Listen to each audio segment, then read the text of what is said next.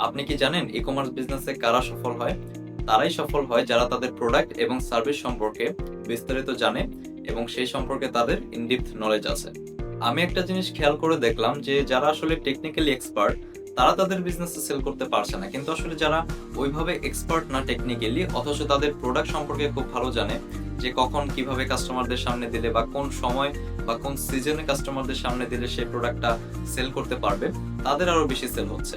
কাজেই আপনি যদি আপনার প্রোডাক্ট কিংবা সার্ভিসের উপর ইন-ডেপথ নলেজ না রাখেন, আপনার কাস্টমারদের জায়গায় নিজে না বসেন, আপনি কিন্তু আসলে কখনোই শুধুমাত্র ই-কমার্স বিজনেসে না, আপনি কোনো বিজনেসে আসলে প্রফিটেবল হতে পারবেন না, আপনি লস খাবেন। কাজেই আপনাকে এই জিনিসগুলো জানতেই হবে এবং নিজেকে কাস্টমারের জায়গায় বসে চিন্তা করতে হবে। তাহলে আপনি বুঝতে পারবেন যে সে কি চাচ্ছে, তার সাইকোলজিতে আসলে কি চলছে এবং আপনি যদি এই সাইকোলজিটা ফলো করে মার্কেটিং করতে পারেন, আপনার সেলটা কিন্তু ট্র্যাডিশনাল মার্কেটিং এর তুলনায় খুব বেশি সেল হবে।